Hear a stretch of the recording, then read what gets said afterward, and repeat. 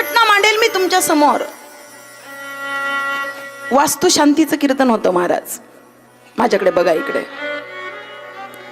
वास्तुशांतीचं कीर्तन सत्य घटना आहे, सातारा भागातली. वास्तुशांतीचं कीर्तन होतं ना, आम्ही कीर्तनाला गेलो. आम्ही दोघच होतो. आता जिथं कार्यक्रम आहे तिथं गर्दी खूप होती. ज्यांनी कार्यक्रम घेतला ते म्हटले, ताई इकडे खूप गर्दी आहे, तुम्ही थोडा वेळ माझ्या मित्राच्या घरी बसा. तुमची जेवणाची व्यवस्था मी केलेली आहे, पण थोडी गर्दी कमी होऊ देत. मी म्हटलं काय अडचण नाही, गर्दीपेक्षा निवांत थोडा वेळ बसतो. आणि त्या मालकाने ज्यांनी तारीख घेतली त्याने एका माणसाला माझ्या जवळ बोलवलं आणि सांगितलं, ताईंना तिकडे घेऊन जा. महाराज आम्ही जवळच त्या ठिकाणी घर होतं, त्या घरी जाऊन बसलो. आता काय होतं ना, साधारण कोणाच्या घरी गेल्यानंतर त्या घरातली बाई पुढे ते पहिल्यांदा पाणी घेऊन. 1-2-3 मिनिटं झाले तो माणूस बोलत होता माझ्यासोबत. कसा झाला प्रवास, काय किती वेळ लागला. मी त्यांना विचारत होते, टाळकरी आले का, कलाकार आहे का, बोलणं चाललेलं होतं. पण बाई माणूस म्हटल्यानंतर घरात मी ऑब्झर्व केल्या काही गोष्टी. महिला मंडळ, ते घर अस्ताव्यस्त होतं. खरं तर ज्या घरात बाई आहे त्या घरात घर अस्ताव्यस्त नसतं, कारण तिला पसारा हा सहनच नाही होत महाराज. मुलं नवरा पसारा करतो ती उचलून साईडला ठेवते, हा तिचा स्वभाव. अगदी ओल्या टावेल पासून तर किचन पर्यंत सगळं ती करत असते. मी तो घरातला अस्ताव्यस्त असणारा तो पसारा पाहिला. मला वाटलं आता पाणी घेऊन येईल कोणीतरी, मग पाणी घेऊन येईल. मी सहज डोकावलं तर आतमध्ये खुर्चीवर एक माणूस बसलेला होता. आता मला तुम्ही सांगा, आपण एखाद्याच्या घरी गेलो आणि त्या घरातला माणूस जर बाहेरच आला नाही तर आपण तिथं थांबू का? का बळजबरी आणलं का मला यांच्याकडे तुम्ही?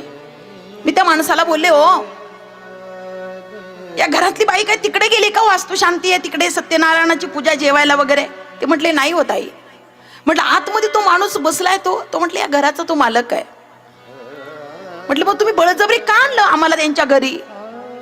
अहो त्यांना जर इच्छा नसेल, इच्छा असती तर ते बाहेर आले असते, ताई बसा वगैरे, आहे की नाही? चहा पाणी विचारलं असतं, पाणी विचारलं असतं. त्या माणसाकडे मी बोलता बोलता पाहिलं महाराज. त्या माणसानं वळून पाहिलं. त्या माणसाच्या चेहऱ्यावर उदासीनता मला जाणवलेली. वय साधारण 57, 58, 55 असं काहीतरी वय असेल. चेहऱ्यावर उदासीनता आहे. नजरेमध्ये कुठेतरी पश्चाताप त्या ठिकाणी दिसत होता. मी ज्यावेळेला त्यांच्याकडे बघितलं त्यावेळेला ते माझ्याकडे नाही बघू शकले. महिला मंडळ काही क्षण नजर झाली. त्यावेळेला त्या माणसाला मी विचारलं, अहो कोण आहे माणूस? वेड्यासारखा मालक आहे? म्हटले हो ताई. ताई म्हटले तसं काही नाही, तुम्हाला वाटतं तसं नाहीये. तुम्हाला वाटतं की हा माणूस बाहेर आला नाही म्हणून याने तुम्हाला घरी आणलंय, पण याला इच्छा नाही, असं नाहीये ताई, गैरसमज करून घेऊ नका.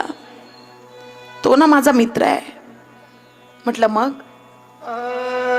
तुम्ही त्याच्या चेहऱ्याकडे पाहिलं ताई, खूप मोठी घटना घडलेली आहे. 5-25 वर्ष झाले त्या घटनेला. उभं आयुष्य हा असाच जाळतोय.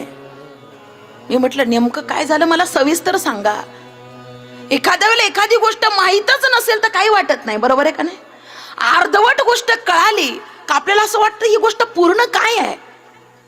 आणि जोपर्यंत ती गोष्ट पूर्ण कळत नाही तोपर्यंत आपली व्याकुळता वाढत जाते महाराज.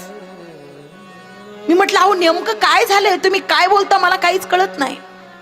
त्या माणसानं मला सांगायला सुरुवात केली, ताई हा माणूस खूप चांगला होता हो.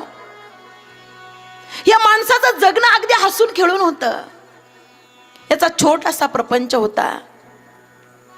याचे बाबा लहानपणी गेले, थोडा मोठा झाल्यानंतर आईही गेली. हा असाच वाढलेला आहे. माझा मित्र आहे, आम्ही पहिल्यापासून सोबत आहोत. आम्ही गरीबाची पोरगी करून आणली. प्रपंचाला दृष्ट लागावी असा प्रपंच. बराच वेळेला सुखी प्रपंचाला सुद्धा नजर लागते म्हणतात ना. आहे की नाही? एक छोटीशी मुलगी, छान प्रपंच चाललाय, ते लहान लेकरू शाळेत जात आहे, दुसरी तिसरीला मुलगी शाळेत जात होती, घरचं शेत 1 एकर म्हणून पत्नी सुद्धा दुसऱ्याच्या इथं कामाला जायची. नवीन लग्न झालं पण तिनं विचार केला माझा नवरा चांगला आहे. नवरा जर कष्टाळू असेल, बायकोला सुखी ठेवत असेल तर तिला कष्टाचं काही वाटत नाही. महाराज, महिला मंडळ एक विचार करण्यासारखी गोष्ट आहे. ज्यावेळेला तुमची मुलगी तुम्ही लग्न करून देता, दुसरीकडे श्रीमंत घराण्यात देता, आणि त्याच श्रीमंत घराण्यात जर शांतता नसेल तर काही उपयोग नाही. महाराज, हसू नसेल, आनंद नसेल तर काही उपयोग नाही त्या जगण्याचा, त्या घराचा. नजर लागण्यासारखा तो प्रपंच होता. हा स्वतः सुद्धा कामाला जायचा.